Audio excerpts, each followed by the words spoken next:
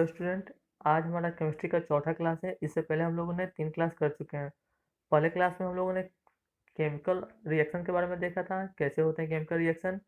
और हम लोगों ने बैलेंस करना केमिकल सीखा है कि कैसे हम लोग केमिकल इक्वेशन को बैलेंस किया करते हैं। आज हम लोग लेके आए हैं types of chemical reaction. Chemical reactions के क्या क्या टाइप होते हैं, तो आइए देखते हैं हम लोग types of chemical reaction. Chemical reaction के क्या क्या टाइप्स होते हैं।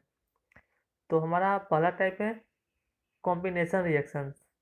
पहला टाइप कॉम्बिनेशन रिएक्शंस, दूसरा डिकम्पोजिशन रिएक्शंस, तीसरा है हमारे पास डिस्प्लेसमेंट रिएक्शन, और चौथा है डबल डिस्प्लेसमेंट रिएक्शंस, और लास्ट है हमारा ऑक्सीडेशन एंड रिडक्शन रिएक्शन।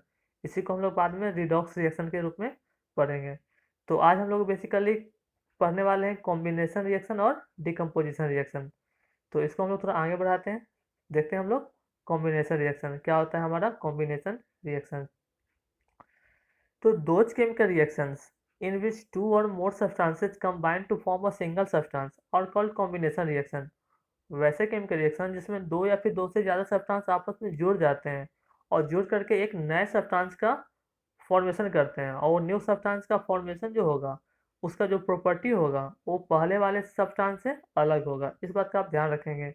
हम लोग केमिकल रिएक्शन का डिफिनेशन ही पढ़ा था कि जो सब्सटेंस फॉर्म होंगे वो पहले वाले के तुलना में उनका प्रॉपर्टी अलग होता है। तो हम लोग ने जाना अभी कॉम्बिनेशन रिएक्शन क्या होते हैं, जब दो या फिर दो से ज़्यादा सब्सटेंस आपस में जुड़ जाएंगे। जैसे हमारा कोई सब्सटेंस ए है और कोई सब्सटेंस बी है, अगर ये दोनों आपस में जुड़ गए, जुड़ के ए बी बनाया, तो ए बी हमारा न्यू सब्सटेंस बना, और ये न्यू जो सब्सटेंस बना वही हमारा क्या होगा, प्रोडक्ट होगा। और हमारा जो एग्जाम्पल है वो कॉम्बिनेशन रिएक्शन का है। यहाँ पे ए और बी क्या कर रहे हैं, कंबाइन कर रहे हैं। एक और एग्जाम्पल हम लोग लिखें, जैसे हम लोग जानते हैं कि वाटर का फॉर्मेशन कैसे होता है, हाइड्रोजन और ऑक्सीजन जुड़ जाते हैं और वाटर फॉर्म करते हैं। तो हाइड्रोजन हमारा H2 और O2 जब दोनों कंबाइन करके क्या बनाते हैं, वाटर। अब ये देखिए यहाँ पे 2H लिखा हुआ है और यहाँ पे 2H2O लिखा हुआ है, तो ये बैलेंस केमिकल इक्वेशन है। और ये क्यों लिखा जाता है हम लोग पिछले क्लास में पढ़ चुके हैं। आगे एक और एग्जाम्पल देखते हैं हम लोग, हाइड्रोजन प्लस क्लोरीन। हाइड्रोजन और क्लोरीन आपस में क्या हो रहे हैं, कंबाइन कर रहे हैं, रिएक्ट कर रहे हैं, और रिएक्ट से क्या बना रहे हैं, हाइड्रोजन क्लोराइड बना रहे हैं, या फिर इसी को हम लोग हाइड्रोक्लोरिक एसिड कहते हैं। तो यहाँ भी क्या हो रहा है, हाइड्रोजन और क्लोरीन कंबाइन कर रहा है, तो ये हमारा कॉम्बिनेशन रिएक्शन है। एक और example, when iron powder is heated with sulphur, iron sulphide is form. जब आयरन पाउडर को हम लोग सल्फर के साथ हीट करते हैं तो हमारा आयरन सल्फाइड बनाता है। तो ये भी यहाँ पे हुआ कि आयरन और सल्फर क्या कर रहा है, आपस में कंबाइन कर रहा है, जुड़ रहा है। तो हमारा कैसा रिएक्शन होगा, कॉम्बिनेशन रिएक्शन होगा। ठीक है। अब हम लोग जानते हैं डिकम्पोजिशन रिएक्शन को। क्या होता है डिकम्पोजिशन रिएक्शन, ये जो हमारा है डिकम्पोजिशन रिएक्शन और कॉम्बिनेशन रिएक्शन का जस्ट उल्टा है। कॉम्बिनेशन रिएक्शन में दो या फिर दो से ज़्यादा सब्सटेंस आपस में जुड़ रहे थे, और इसमें एक सब्सटेंस दो या फिर दो ज़्यादा सब्सटेंस में टूटेगा। जैसे those chemical reactions in which a compound splits into two और मोर सिंपलर सब्सटेंसेज और कॉल्ड डिकम्पोजिशन रिएक्शन। वैसे केमिकल रिएक्शन जिसमें क्या होगा कि कंपाउंड जो होंगे वो टूटेंगे, टूट करके दो या फिर दो से ज़्यादा सब्सटेंस में बढ़ जाएंगे, उनको हम लोग डिकम्पोजिशन रिएक्शन कहते हैं। कुछ एग्जांपल है हमारे पास, जैसे ए बी अभी जुड़ा हुआ है, बाद में क्या हो गया, दोनों अलग हो गया, ए अलग हो गया और बी अलग हो गया। तो कहने का मतलब क्या हो गया, टूट गया है, स्प्लिट हुआ है। इस तरह के रिएक्शन को हम लोग डिकम्पोजिशन रिएक्शन कहते हैं। इसे एग्जांपल है हमारे पास NaCl का। यहाँ पे हमारा सोडियम और क्लोरीन दोनों आपस में कंबाइन है, और ये क्या होते हैं, टूट करके क्लोरीन अलग और सोडियम अलग हो रहे हैं। तो ये हमारा एग्जांपल है डिकम्पोजिशन रिएक्शन का। कुछ और एग्जांपल हम लेते हैं, जैसे हमारा हाइड्रोजन पेरोक्साइड है। ये जब लाइट में रिएक्शन करता है तो वाटर अलग और ऑक्सीजन क्या हो जाते हैं, अलग हो जाते हैं। तो ये भी एक तरह का हमारा क्या है, डिकम्पोजिशन रिएक्शन है। आगे हम लोग देखते हैं types of decomposition reaction. Decomposition reaction के भी कुछ टाइप्स होते हैं। जैसे हमारा पहला टाइप है thermal decomposition reaction. Thermal decomposition reaction करने का मतलब क्या हुआ, वैसे डिकम्पोजिशन रिएक्शन जो हीट के प्रेजेंस में हो गए। और दूसरा है हमारे पास फोटो डिकम्पोजिशन रिएक्शन। फोटो का मतलब लाइट होता है, तो वैसा डिकम्पोजिशन जो लाइट के प्रेजेंस में होगा। और तीसरा है हमारे पास इलेक्ट्रिक डिकम्पोजिशन रिएक्शन, यहाँ पे डिकम्पोजिशन होगा, वैसे डिकम्पोजिशन रिएक्शन जिसमें हमारा क्या होता है, जिसमें लाइट के प्रेजेंस में होगा, ये हमारा डिकम्पोजिशन है, ध्यान रखेंगे।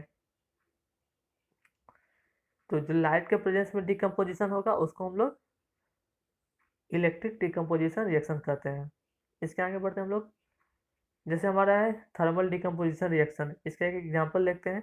जैसे हमारा कैल्शियम कार्बोनेट, जैसे इसको हम लोग गर्म करते हैं तो कैल्शियम ऑक्साइड और कार्बन डाइऑक्साइड दोनों क्या हो जाते हैं, अलग हो जाते हैं, डिकम्पोज हो जाते हैं।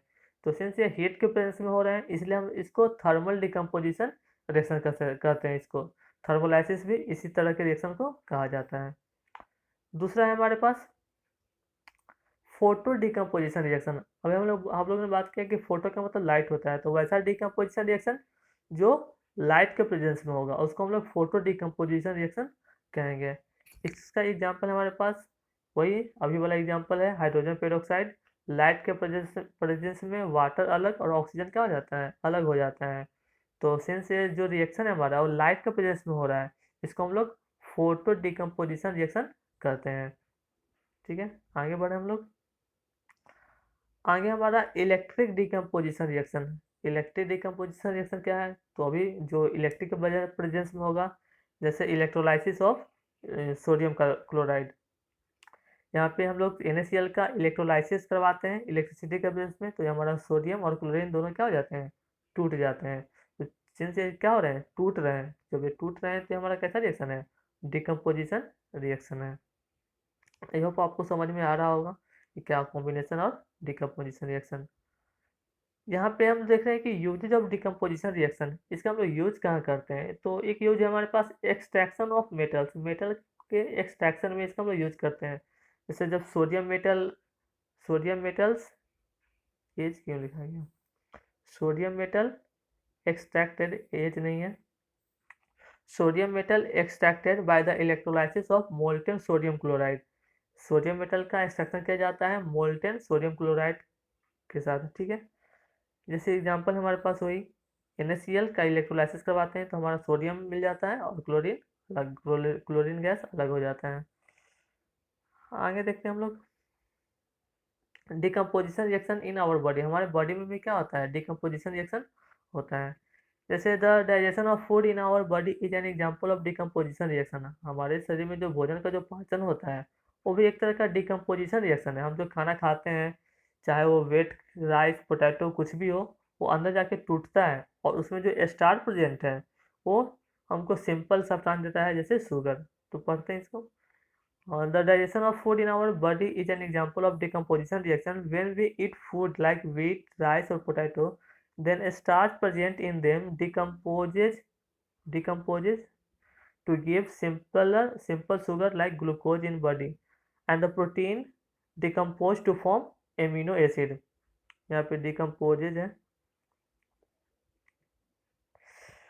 तो हम लोग जो खाना खाते हैं पोटैटो राइस वगैरह, ये सब डाइजेस्ट होकर सिंपल सब्सटेंस में टूट जाते हैं, इसको हम शुगर कहते हैं।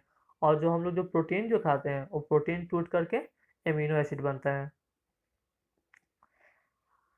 जैसे कुछ एग्जांपल हमारे पास केमिकल डाइजेशन इक्वेशन का, जैसे हमारा जो प्रोटीन है वो प्रोटीन हमारा एमिनो एसिड भी टूटता है, स्टार्च माल्टोज और उसके बाद ग्लूकोज भी टूटता है। लिपिड्स जो हमारा होते हैं वो फैटी एसिड और ग्लिसरॉल में टूटते हैं। तो आशा करते हैं आपको समझ में आया होगा। दो तरह का रिएक्शन, एक हमारा कॉम्बिनेशन रिएक्शन और दूसरा है हमारा डिकम्पोजिशन रिएक्शन। अगर वीडियो अच्छा लगे तो लाइक कमेंट शेयर और सब्सक्राइब जरूर करें। Thank you.